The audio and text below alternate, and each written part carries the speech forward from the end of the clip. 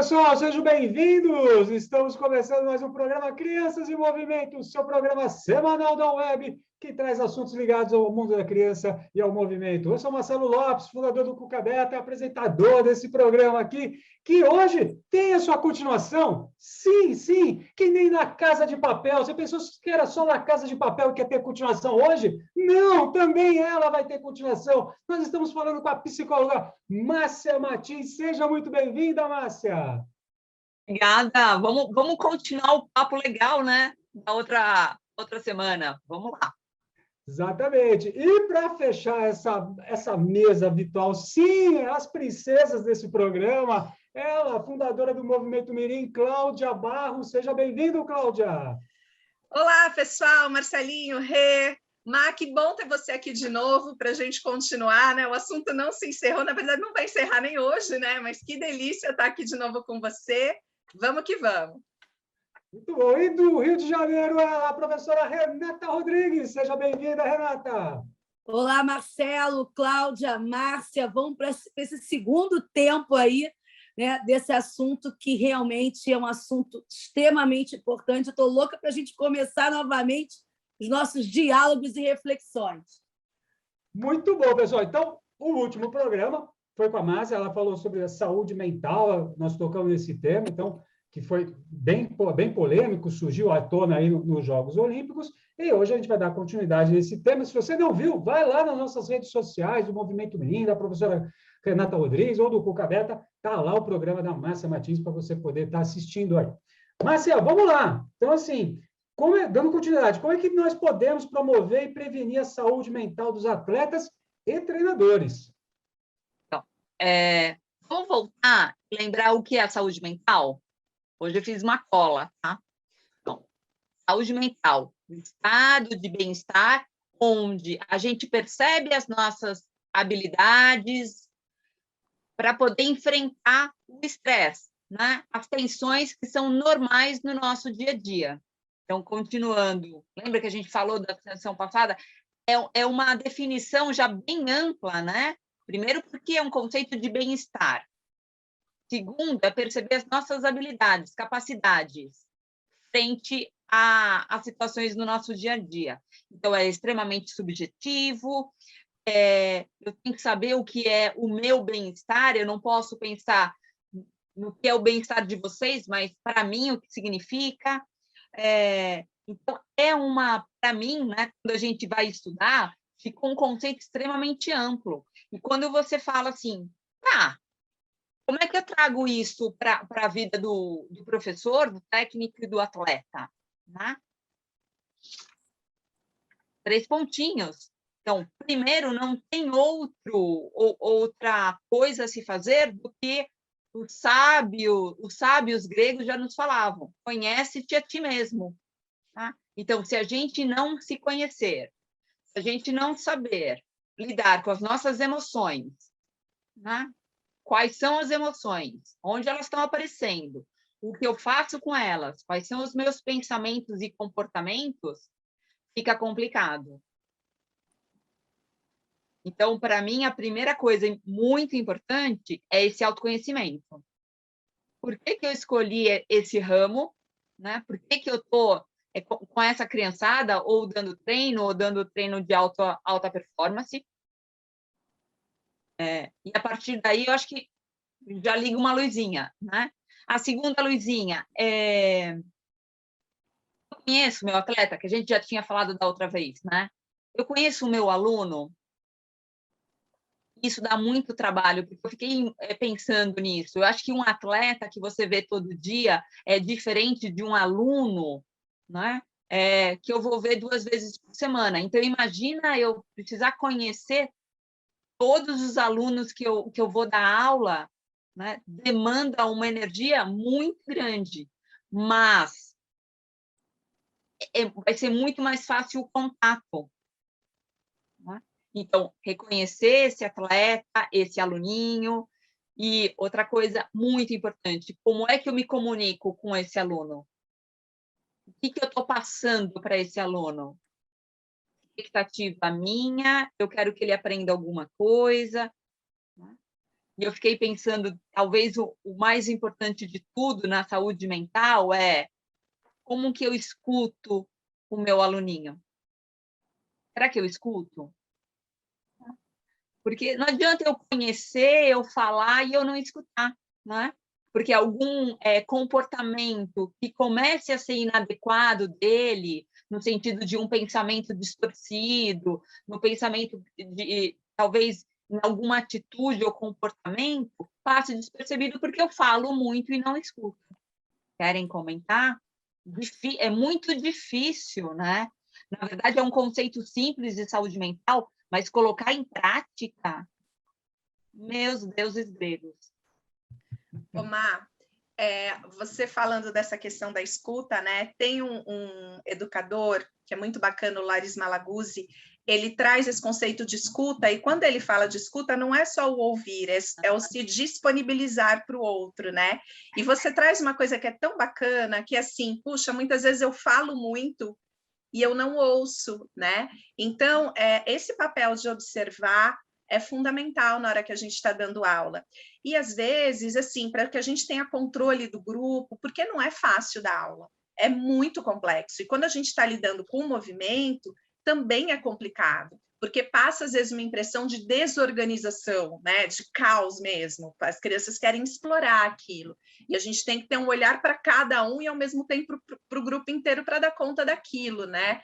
Mas é muito interessante, porque a gente vai ter que começar a se educar para essa escuta, para essa disponibilidade em relação ao outro, né?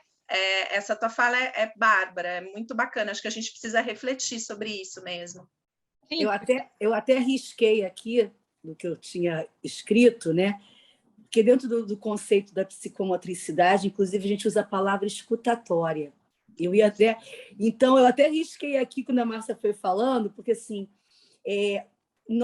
o professor, independente da educação física ou não, né? Ele já tem culturalmente aquilo que ele é o caminho. Ele ilumina, ele tem o poder de chegar e mostrar tudo. Então, na nossa cultura, e aí a gente traz isso também para o técnico, né, para o treinador, ele que tem o poder de mostrar todo o caminho. Então, é cultural da gente, essa liderança que muitas vezes ela é sem querer, ela é sem se perceber, onde ele acaba falando demais porque ele acha que ele tem que dar todas as respostas e ele não observa e não escuta, e, portanto, ele não está disponível, porque até ele se sente, muitas vezes, culturalmente impotente, porque está escutando, onde ele deveria estar trazendo soluções. Né? Então, isso é muito importante, essa reflexão. Muito importante essa reflexão. Sim, porque só escutando eu vou saber como que está o meu aluninho, né? Poxa, não, peraí, ele não estava assim. Pelo que a mãe me falou, pelo que eu conheço, o comportamento dele está diferente. Né? E daí, com essa informação, o que eu vou fazer?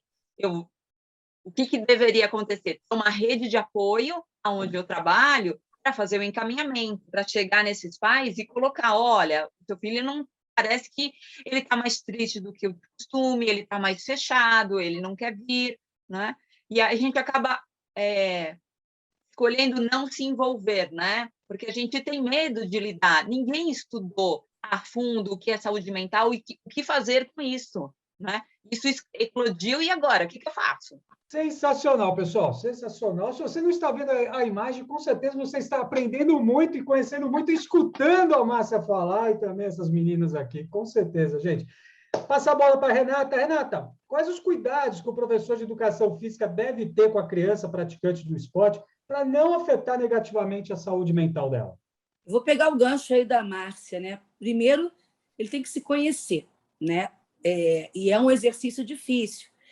E favorecer um ambiente harmonioso, seja ele na educação física escolar, ou na prática amadora do esporte, ou num treinamento de alto nível, na formação, na escolinha, criar um ambiente. Aí tem algumas diferenças, né? O esporte coletivo, o esporte individual.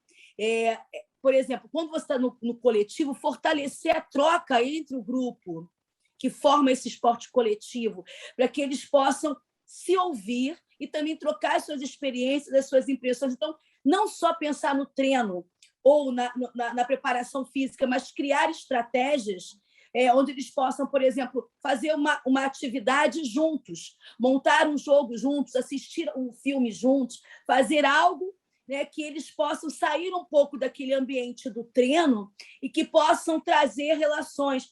No esporte individual, mostrar, por exemplo, trazer atletas da mesma modalidade que possam dar seus depoimentos e mostrar como é que eles passaram essas dificuldades que surgiram na vida deles, ou então até usar estratégias, como eu já utilizei na escola.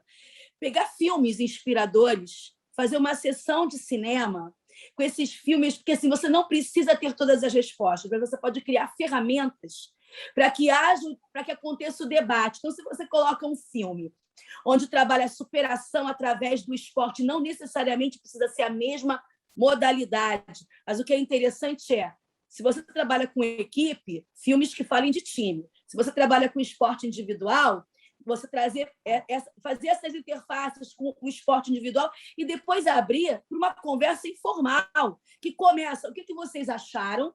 E dali vai havendo simbolicamente uma colocação pessoal. E aí exercitar o que foi falado antes da escutatória, né? Criar estratégias, né, para que esses encontros aconteçam.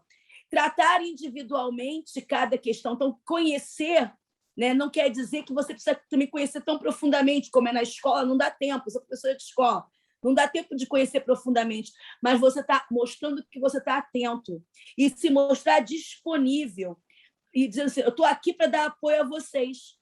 Eu posso não ter todas as respostas, mas eu estou ouvindo vocês, né? Então, assim, essas relações de respeito entre esse professor, esse treinador, entre o seu atleta, o seu aluno, é muito importante, porque ele não é o psicólogo, ele não é o profissional especializado em saúde mental, mas ele é um canal. Então, quando ele se absorve dessa postura de ser um canal, né, onde ele vai pegar as percepções que ele tem e a escuta desses atletas e faz essa ligação, ele tem uma informação ali muito valiosa, comportamental e emocional com quem ele está lidando. E aí, sim, ele tem que dividir isso, né, com essa rede de apoios, e se não tiver essa rede de apoios, tentar solicitar que haja essa rede de apoio ou buscar essa rede de apoio para que você possa lidar melhor com isso. Não vai solucionar tudo, mas vai abrir canais. Então, acho que essa disponibilidade é muito importante. Acabou o tempo em que o professor dizia, eu vou dar a minha aula, eu chego na hora, vou embora, eu não quero mais saber porque eu tenho um planejamento a cumprir, e que um treinador também só vai ali para passar o treino e querer o resultado. Eu acho que esse tempo acabou faz tempo, porque a gente lida com ser humano, e ser humano cheio de nuances, cheio de matizes, e que precisam ser observadas, entendidas e compreendidas, e principalmente respeitadas.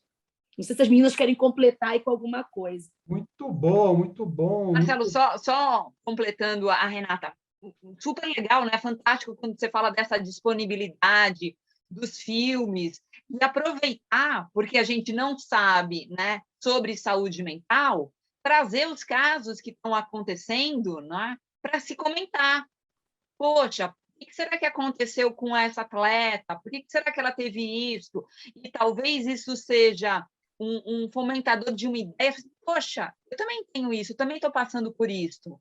Ah, então o que eu tenho é uma depressão, né? Não é um chilique, né? Eu nomeio exatamente o que eu estou sentindo.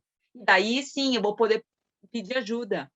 Talvez, eu acho que de todos os profissionais que trabalham na escola, o professor de educação física seja o modelo, né? O maior formador de opinião, né, para a criançada. Então, se vocês dão essa abertura, vai se identificar, pode ocorrer um diálogo, né? E as coisas vão não se resolver, mas ter um encaminhamento, né?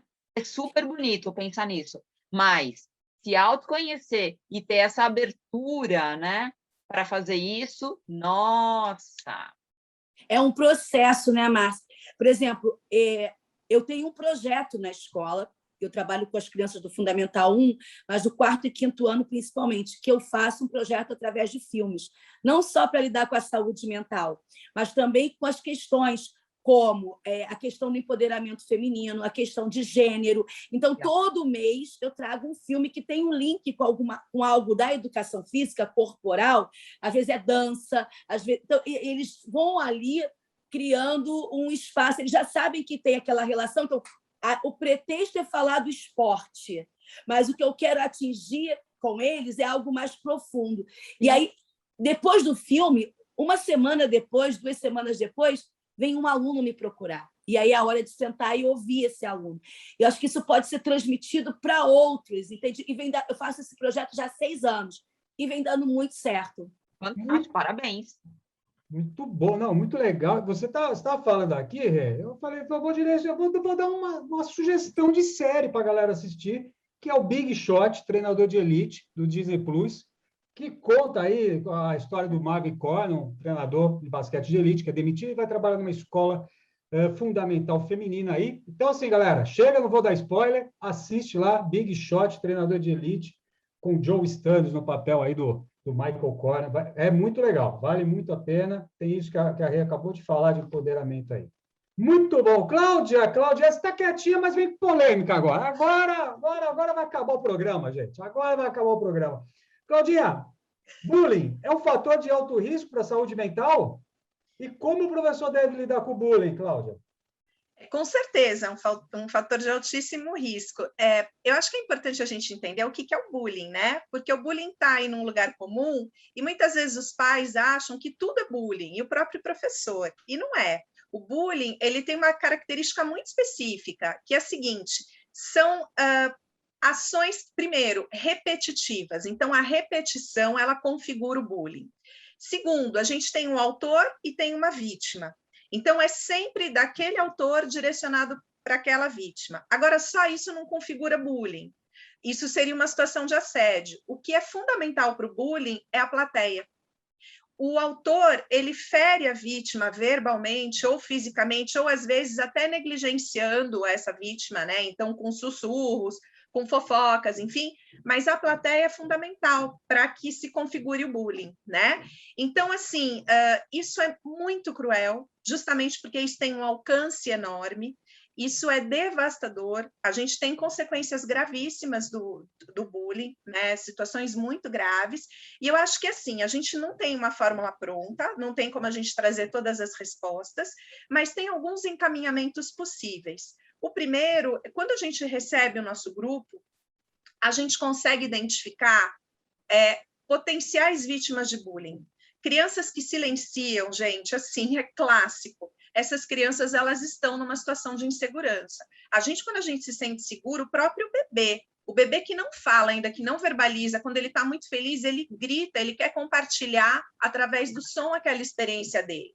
Então, se a criança silencia muito, essa criança ela tem que ligar um sinal de alerta para a gente, e a gente tem que observar quais são as relações que estão sendo construídas lá, né? A segunda questão é assim, a gente tem que ter um diálogo muito aberto com o grupo e contextualizar o bullying. A partir do momento que a gente traz isso à tona e fala, olha, vocês sabem o que é bullying? O bullying é isso, é isso, é isso, é isso, é isso. Você coloca aquilo, né? Você conscientiza aquele grupo, aquele respeito, e aí você trata de um elemento que é fundamental, que é a plateia. Porque na hora que você contextualiza aquilo e que você assume aquilo para todo o grupo, a ideia é que você transforme aquelas pessoas que ou participam do bullying como coautoras ou então que testemunham uma situação de bullying, que elas virem, na verdade, as pessoas que peçam socorro para um adulto, que elas comuniquem que aquele processo está em curso. Porque, às vezes, a gente não percebe. E o bullying, gente, ele acontece em todas as relações. Escola que fala assim, aqui na minha escola não tem bullying. Não, é porque você não prestou atenção. Porque, sim, ele está lá, ele está na empresa, ele está em todas as relações. A gente tem que fazer as crianças entenderem que se a piada não foi engraçada para todo mundo, se a brincadeira não foi legal para todo mundo, não é uma brincadeira legal. Se ela foi legal só para você, não é uma brincadeira legal. E essa conscientização a gente faz principalmente com essa turma que seria a plateia, que é um elemento fundamental no bullying. Então, esse é um encaminhamento, né? Claro que não é a solução para tudo, a gente tem que envolver os pais da vítima e do autor. Da vítima é fundamental, porque a gente tem que tentar estimular essa criança a ter recursos para que ela consiga se defender, né? E do autor também. Então, é um processo bem complicado. Quando aquilo se configura, é um desafio enorme, mas a gente tem alguns encaminhamentos possíveis. Muito bom, muito bom.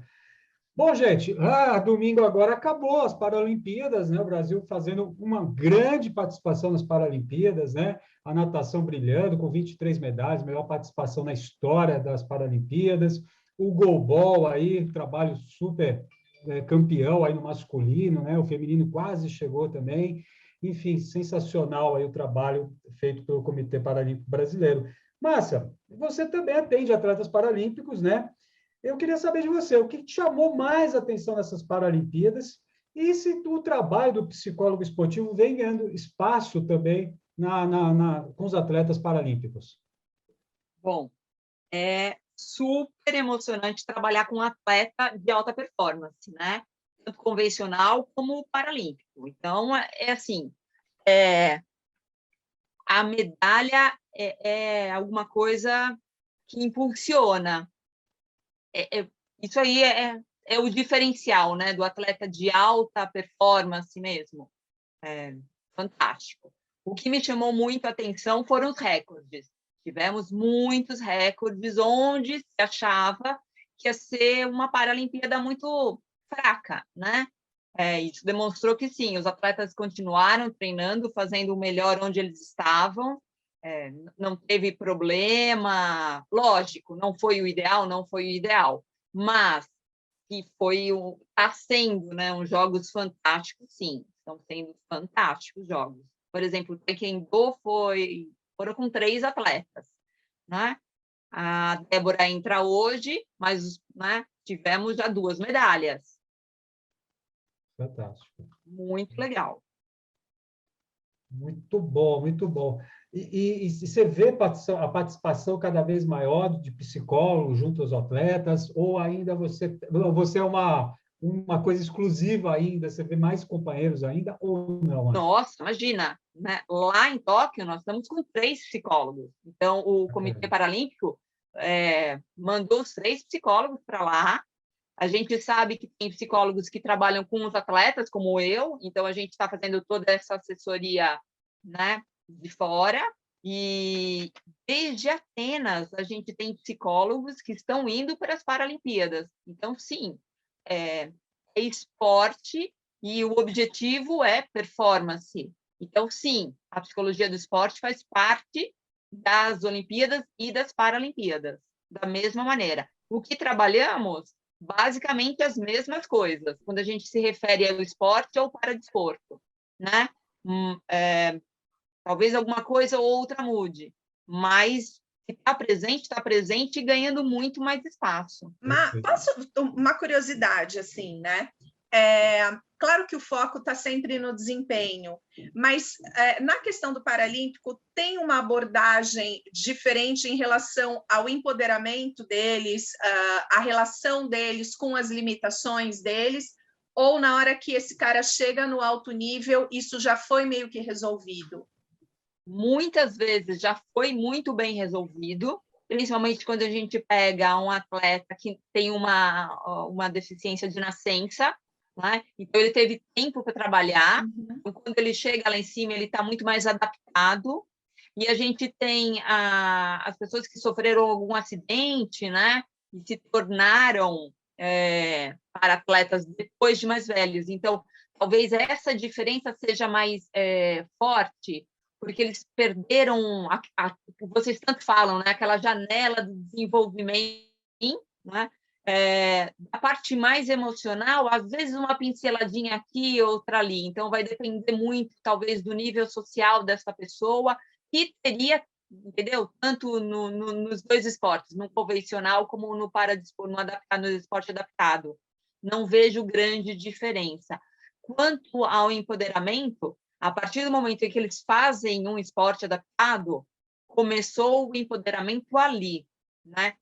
O esporte como a gente tem muito isso quando as pessoas sofrem acidente, né? O esporte como o fator de mudança, que o empoderamento começa com a prática esportiva. Então, quando você conversa com eles, né, a gente fala superação, não tem nada de superação, eles estão ali para treinar o que precisam e fazem o que precisa, o que eles querem é chegar lá e fazer o melhor da vida deles, como no esporte convencional, né? Então, eu entendo a sua pergunta como o que levou eles para o esporte, foi empoderamento. Sabe por que eu te pergunto isso? Porque eu tenho essa percepção que o esporte, na verdade, não deixa de ser um resgate à funcionalidade. Sim, sim. A compreensão de que aquele corpo continua muito funcional, com limitações, mas com muitas possibilidades. E eu tenho a impressão que esse evento é o momento de você reafirmar isso. Por isso que eu te perguntei se essas questões apareciam no teu caminho ou já estavam resolvidas. Como eu pego o atleta, né? Os meus atletas que eu estou trabalhando, eles já são de alto nível, eles já estão bem empoderados. Tá. Mas se a gente pensar, esqueci o professor, o médico que deu origem, né, aos Jogos Paralímpicos, ele usava o esporte realmente como um empoderamento, né? Ou se a gente pensa em todo o hospital que faz essa transição, né, do acidente até o caminhar, ou usar uma prótese, ou usar uma cadeira, gente, puro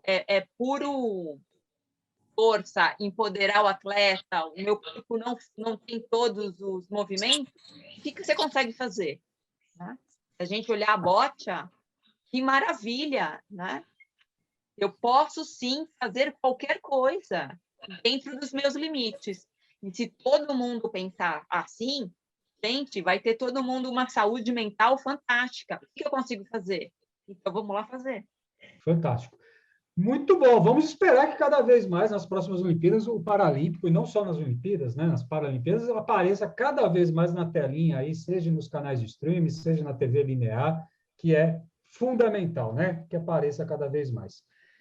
Renata, quais os cuidados que os professores e instituições devem ter ao abordar os pais? É muito importante que não se pense em abordar os pais como uma atitude reativa. O que é atitude reativa? Esperar acontecer algum caso para abrir um canal de comunicação. Eu acho que a gente tem que pensar nisso preventivamente, já seria uma virada de chave muito grande. Então, as escolinhas de esporte, as escolas, criar um canal de comunicação com os pais. Por exemplo, quantos professores de educação física fazem questão de participar da reunião de pais? Eu faço. Eu me apresento no início do ano. Eu me apresento, eu falo do que vai ser feito, eu faço questão de estar ali. Então, assim, isso também tem que ser uma atitude pessoal. Porque se a gente deixar só para a instituição, vai sempre acontecer aquela reunião com o professor regente, com a direção, com a coordenação, mas é um time. Então, isso dentro da escola é fundamental, abrir o canal. Outra coisa é trazer esses pais para compreender aquilo que você está praticando. E podemos usar esse exemplo também para a escolinha, para o treinamento. Quando se pensa num treinamento, tem que se envolver a família para que ela entenda as etapas desse treinamento com aquele filho que ela vai ter. Porque a gente vê os atletas de alto nível falando, né, nas Olimpíadas, agradecendo o quê? O apoio familiar. Então, a família precisa estar envolvida, inclusive naqueles momentos em que esse adolescente, essa criança, precisam abrir mão de algumas coisas que os colegas deles não estão fazendo. E abrir mão de coisas que começam até pela própria escola. Fazer prova em horário diferente. Eu vivi isso na minha infância de atleta. Fazer prova em horário diferente, sair da escola um pouco mais cedo, não poder estar no fim de semana naquela tribo, né? E quantos eventos de família. Então, se a família também não tiver brifada disso preventivamente, fica realmente mais difícil. Aí vamos passar para outra questão. Não temos condições de fazer isso preventivamente ou não pensamos sobre isso. Como abordar? É sempre chamar para aquela conversa, não de dedo na ferida, e sim de acolhimento. Convidar essa família, olha, eu estou observando isso, vocês também estão? Então, vamos juntos. E, assim, é sempre importante que essa conversa, se for uma adolescente, que ele saiba que essa conversa vai acontecer, mas não necessariamente tem que ser na presença dele no primeiro momento. Tem que ser por etapas. Então, você primeiro conversa com a família, depois, se for o caso, ele participa dessa conversa, porque é um contrato que se estabelece, um contrato emocional, um contrato afetivo de assegurar o bem-estar. E é muito importante que algumas perguntas sejam feitas também para a família. A expectativa desse resultado é sua, de algo que você deixou lá para trás, ou que você não pôde fazer, ou é do seu filho? E se for do seu filho, o que ele melhor ele pode fazer? O que de melhor ele está fazendo nesse momento tem que ser valorizado, tem que ser comemorado. Porque muitas vezes, eu já assisti isso enquanto atleta, ficava se esperando um índice, né? E às vezes o meu coleguinha, eu mesma, né? Mas a minha família era diferenciada, então eu não posso citar. Mas assim, meu coleguinha não conseguia bater o índice, mas ele ganhava o primeiro lugar na prova de natação, mas não batia o índice.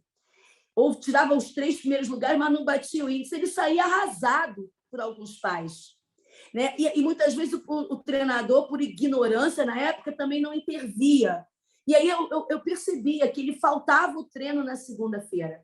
Ele não ia. E isso é decorrência dessa relação que foi ruim no dia da competição. Então, conhecer também essa família e estabelecer um canal com essa família é muito importante. Seja desde um festival, né, de natação ou algum evento cooperativo na escola, até uma competição de alto rendimento, é preciso entender que expectativas essa família tem e também dividir a responsabilidade.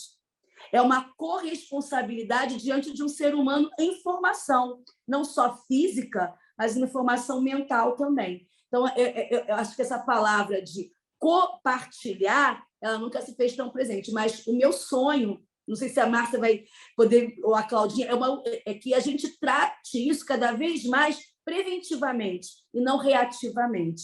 Acho que esse é o caminho. Preciso falar. Olha que maravilha, né? Você, pequena, percebeu isso, né? Que a pessoinha não ia treinar, né? Que a sua família era uma família mais tranquila. Né? Aonde começa o problema de saúde mental? Na família. Né? Lá embaixo, se eu não dou apoio, né? Não tem como, né? Eu começo a ter pensamentos e comportamentos disfuncionais. Acontece que eu também não posso jogar a culpa para a família, porque até que ponto essa família percebe o que está fazendo ou está repetindo um padrão de comportamento. Então, quando a gente fala em saúde mental, a gente está falando em educação, né? Em compartilhar né? Informação, e olha, você me ajuda e eu te ajudo. Então, é tão amplo esse tema, se eu realmente... Daí eu volto na minha fala. A primeira coisa é me conhecer. Tá? Conhecer as minhas emoções, para conseguir fazer toda essa interconexão. Fantástico, Renata, mas aí eu te pergunto, quantos profissionais assim você conhece? Né? Então, não vamos nem para o âmbito da competição, eu estou na escola, tá? Eu estou na escola. Eu trabalhei com vários colegas de educação física que a reunião estava acontecendo no horário da aula dele e ele podia dar uma fugidinha lá para se apresentar para os pais e ele falando, isso não é comigo, meu lugar é aqui dando essa aula e acabou. Então, assim, isso faz uma diferença muito grande, você chegar lá e se apresentar. Eu sou professora de educação física, eu trabalho assim, assim, assim, se precisar falar comigo. E é numa escola pública, entendeu? Então, assim, isso faz a diferença, porque quando você abre o canal, eu não vou dizer que os 30 pais de aluno vão entrar em contato, mas se você consegue 2, 3, isso já é um caminho. E outra coisa, as crianças ficam sabendo que você foi lá se apresentar. Então, você não é apenas a tia de educação física, você é um indivíduo que também está ali olhando para aquelas crianças compartilhadamente. Então, assim, eu acho que eu coloco o dedo na própria ferida mesmo, que a gente precisa, enquanto profissional de educação física, não é ocupar o lugar do psicólogo, não, é enquanto profissional de educação física se mostrar presente para as famílias.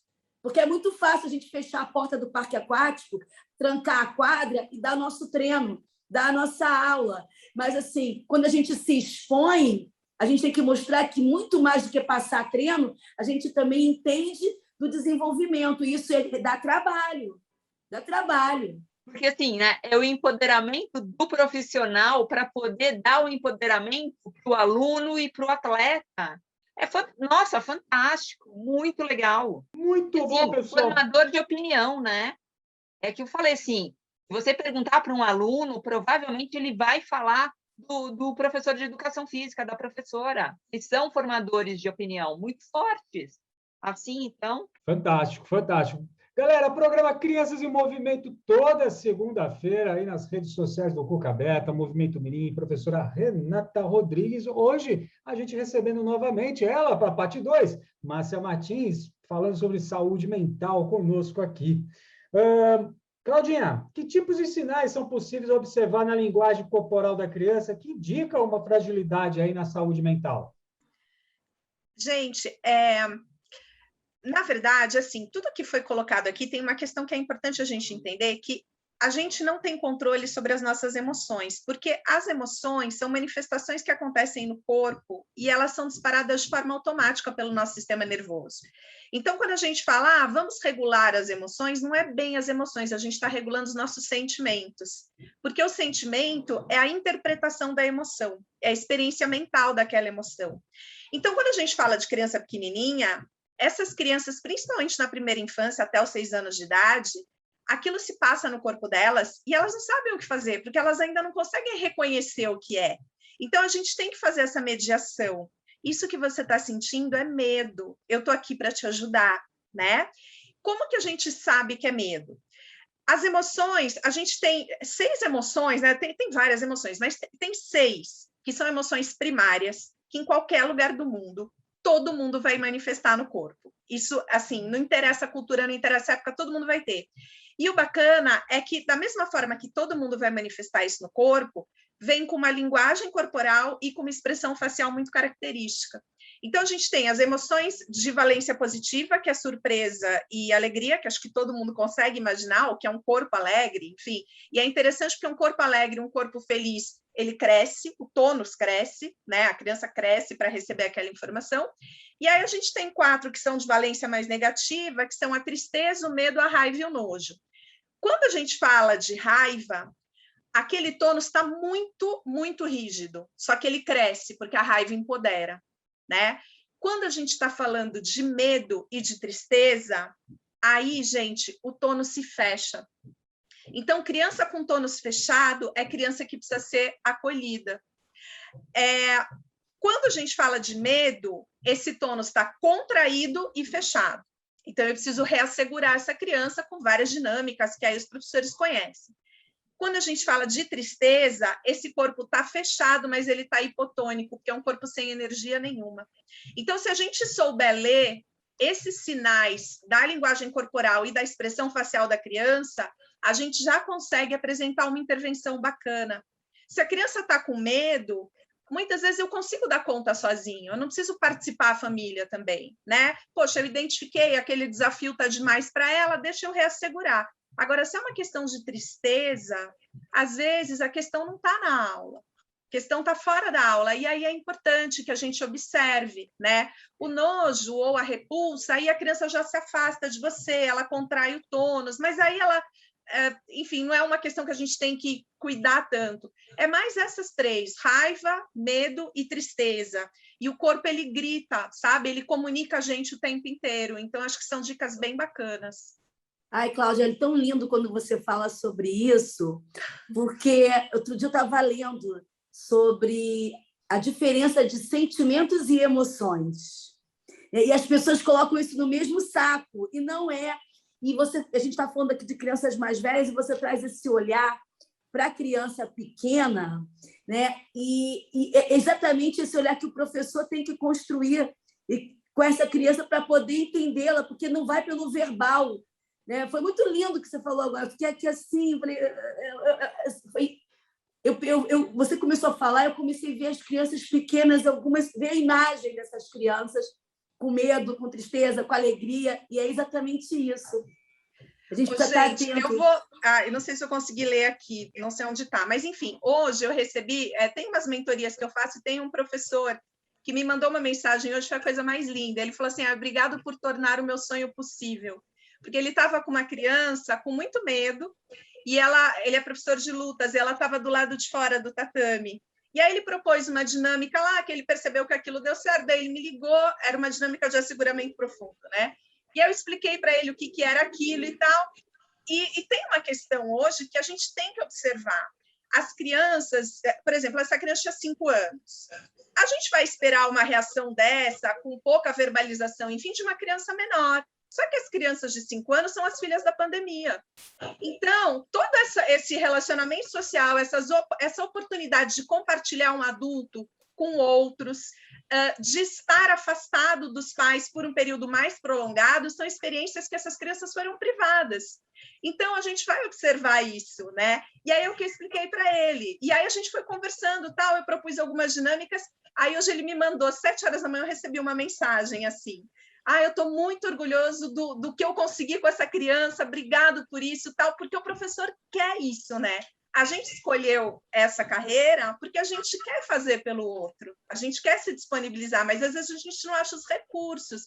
E se a gente for lendo, estudando, os recursos estão todos aí, é só aplicar na hora certa, né? De novo, né? Na verdade, quando vocês estão fazendo isso, vocês estão proporcionando o bem-estar, né? Uma leitura das emoções. Fantástico, porque, na verdade, a gente vai controlar a nossa resposta, né, das emoções. Vocês fazendo isso e mostrando, dando, olha, é isso. Nossa, é tão bonito, porque abre o campo para ela se conhecer. E o professor também, nossa, fantástico, fantástico. Já pensou se todo mundo fizesse isso? Então, eu fiquei até aqui. Semana passada aconteceu algo que mexeu muito comigo. Tem uma aluna, tenho muitos alunos incluídos, tem uma aluna autista e que está comigo desde a educação infantil, já estamos no 5º ano. E nessa volta às aulas entraram crianças novas na turma. Essa turma veio com ela há muitos anos. E eu estava fazendo uma atividade na quadra e ela é muito boa motoramente, ela é muito bem estimulada, mas ela não estava conseguindo. E a irritabilidade dela é muito grande. Então ela tava... E aí começou uma risada desses alunos novos, um deboche, e eu parei a aula, a gente foi conversar, e aí ela virou e falou, eu não falei nada do autismo dela, só falei assim: olha, ela não está gostando, vocês não estão percebendo que ela não está gostando? Aí ela vai e pede a palavra e fala assim: será que tem alunos novos que não sabem que eu sou autista? E aí eu falei: acho que sim. Você não quer contar para eles o que é? Então, assim, aí começaram, mas o que é? Eu sei que a aula parou para outra coisa, mas foi fantástico, porque ela falou, eu conseguia, em algum momento, traduzir, mas essas crianças novas, naquele ambiente da turma, elas entenderam ali que tinha uma pessoa incluída que eles não faziam ideia do que era, e ela conseguiu dizer. Então, assim, eu acho que parece que a gente está parando a aula, parece que não está acontecendo nada, mas está acontecendo tudo. Tudo. E ontem eu voltei a dar aula para essa turma, e foi impressionante. Eu fico emocionada, porque eles ficavam assim: fulana, vem aqui que eu vou te ajudar. E ela não gosta de ajuda, mas eu também não cortei isso, porque ela também precisa se comunicar e dizer que não precisa, mas assim, eles mudaram a atitude. Então, o objetivo foi cumprido. Eles se sensibilizaram para o outro, né? Então, e poderia ter sido uma criança sem nenhuma intercorrência, tá? Se fosse qualquer outra criança, eu pararia a aula do mesmo jeito e nós iríamos conversar, porque acho que é importante a gente humanizar o processo, né? Está muito desumanizado e acho que a gente acaba ficando tão tecnicista que a gente deixa de humanizar todo esse processo. Você e a Cláudia falando aqui, só me vê essa imagem. E o autista, ele é muito literal. Então, se você empodera essa criança para ela falar sobre ela própria, ela vai falar muito melhor do que você. Sim, porque ela é descritiva, né? e é o outro falando sobre ele mesmo. A criança, o ouvinte, né, a criança que está na escuta, ela também se coloca no lugar dela muito melhor do que se ela se colocaria no seu lugar, né? Não, então, eu queria ter gravado. Gravado. Porque na hora eu fiquei tão assim, emocionada, eu não estava com o celular perto, eu estava na quadra, e ela está ficando adolescente, entende? Então, foi para mim também uma descoberta dela como pré-adolescente falando, entendeu? E ela vira para um dos meninos, que é novo, mas eu acho que ele gosta dela. E ela fala assim para ele, Mateus é um que não para de me perturbar. E eu mediando, você já disse que você não gosta? Ela, estou falando agora. Então, assim, é isso, gente. É isso, porque eles começam a entender que as pessoas são diferentes e têm nuances, e que eles também têm diferenças, né? Nossa, esse assunto é muito, muito, muito, muito lindo. E é difícil também. Muito bom, gente, muito bom. Márcia, eu gostaria que você falasse um pouco sobre as ferramentas aí que se pode utilizar em relação à saúde mental dos atletas e treinadores. Elas já falaram tudo? Eu preciso falar alguma coisa? Já deram Precisa! Todos, né? Já deram todos os passos. Né? Então, vamos lá, revendo. Primeiro, se conhecer, né? Saber o que quer, quem saber trabalhar as emoções, quais são os pensamentos, quais são os comportamentos, conhecer o aluninho que está chegando, conhecer o atletinha ou o atleta, escutar este atleta, saber um pouquinho sobre o que é saúde mental, a nuance entre uma saúde mental e algum problema, né? Aonde ele está aparecendo, porque é muito sutil, porque tem dias que eu estou triste, né? Tem dias que eu não estou me sentindo bem, mas se isso for recorrente, é um sinal de alerta. Né? Então, ficar de olho nisso, né? Empoderar o aluno. Né? Eu acho que o que a Cláudia e o que a Renata falaram é basicamente isso, dar uma voz para ele, saber que sim, ele pode falar com a gente, né? Com os professores, com os técnicos, porque a gente vai com a psicóloga, né? Porque a gente vai estar lá para escutar. No alto rendimento, eu falo assim, quando eu consigo falar com os fisioterapeutas, meu fisioterapeuta é um ser que é físio e psicólogo, né? Porque ali na sala de físio, eles falam tudo que está acontecendo. Blá, blá, blá, blá. Então, às vezes eu só fico lá sentadinha quando eu vou no CT. Agora eu não vou mais, só escutando, né? Mas eles sabem que eles são acolhidos de alguma maneira. Então, eu vou acreditar que quando o atleta sente esse acolhimento, ele consegue falar.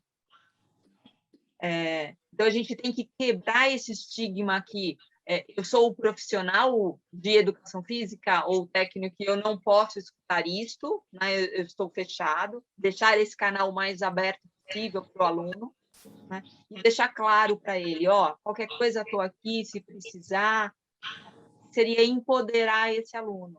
E é importante estar trazendo o que está acontecendo, então usar tudo que está acontecendo na mídia para as aulas, para estar falando para eles que isso existe. E eu acho que tem uma expressão, acho que não sei se era do Michael Phelps, que ele fala, né? Tudo bem não estar tudo bem. Né? Eu não preciso estar bem o tempo inteiro, eu não preciso estar feliz o tempo inteiro. Né? Porque isso não é real. Não é real. Né? E falar para eles muito, acho que talvez a melhor ferramenta que a gente precise ter é explicar para eles que rede social não é verdadeira. Então, a gente tem que entrar muito nisso. Né? As pessoas não são felizes 24 horas por dia, 7 dias por semana, né? Porque isso não é felicidade. Então, quanto mais a gente explicar para eles, como a Cláudia fez, né, com esse técnico do tônus, eu achei fantástico. Eu nunca tinha pensado em emoção com toda essa leitura corporal. Né? Que fantástico! Imagina você explicar isso para o aluno, ferramenta melhor do que esta, para ele conhecer as emoções e saber que tudo bem, e saber com quem ele tem com quem falar. Né? Eu acho que a melhor ferramenta é conhecimento e a comunicação. Não tem outra. Muito bom, pessoal. O programa Crianças em Movimento chega aquele momento que você mais gosta. 60 segundos, a mesma pergunta em 1 minutinho só para você poder responder essa pergunta. Tá bom? Então vamos começar com a nossa convidada, Márcia. Vamos completar a frase aqui. Saúde mental é? Equilíbrio. Equilíbrio. Muito bom, muito bom. Cláudia, saúde mental é? Autoconhecimento. Autoconhecimento. E Renata, saúde mental é? Bom, além de equilíbrio e de autoconhecimento, é descobrir seus limites também. E dar limites também para o outro em relação a nós mesmos. Muito bom, muito bom. Esse que vos fala promete que na semana que vem eu vou inverter, viu, Renatinha? Você vai ser a segunda a falar. Pode ficar tranquila. Sem problema, não! Ela já te pediu isso, todo programa ela te pede isso. E ela sempre reclama eu fico ouvindo aqui no ponto, a produção, e passa para mim. É uma coisa terrível com a produção, viu? Muito bom. Gente, o papo tá ótimo, tá maravilhoso, mas a gente precisa encerrar, senão o vídeo não sobe, gente. Senão a tecnologia não nos permite chegar até vocês. Então, assim, eu quero agradecer, Márcia, muito obrigado. Pô, papo sensacional, aprendemos cada vez mais e já está convidada para uma parte 3 aí. Sim, uma parte 3 vai ser mais necessária, com certeza. Tá bom, minha querida? Agradeço, porque assim, o que eu aprendo com vocês é inacreditável. Eu adoro. Pode me convidar várias vezes. Aqui. Obrigada. Com certeza. Beijo, minha querida. Claudinha, suas despedidas. Ai, gente, é uma delícia, muito bom, né? Mas, sim, seja assim, sempre muito bem-vindo. Você sempre será muito bem-vinda aqui. Volte 1000 vezes, vai ser muito bom. Cada vez que a gente, enfim, encontra com você e ouve você, a gente aprende pra caramba. Obrigada mesmo pela tua presença. Marcelinho, semana que vem a gente está de volta, né? A gente parou aí umas 2 semaninhas, apresentamos Falha Nossa aí para a galera, mas agora a gente retoma com os programas no formato original. Sim. Semana que vem nós vamos estar de volta. Renatinha, suas despedidas, minha querida. Eu ficaria aqui 10 programas, né? E Márcia, nossa, volte quantas vezes você quiser. Aproveitar para me despedir de todo mundo até semana que vem e já deixar uma dica. Estamos em setembro, né? E setembro é o Setembro Amarelo, já que estamos falando de saúde mental. Vamos pensar em campanhas e estratégias para os nossos alunos na escola, em ações que envolvam a família, que sensibilizem nossos alunos, aproveitando muitas coisas que foram faladas aqui no programa de hoje. É isso, é uma dica que fica para todo mundo. Muito obrigado, pessoal. Muito obrigado pela paciência, pela audiência de vocês. E segunda-feira que vem a gente volta com mais um convidado para lá de sensacional nesse programa que é Crianças em Movimento. Beijos, até a próxima semana, pessoal. Tchau, tchau!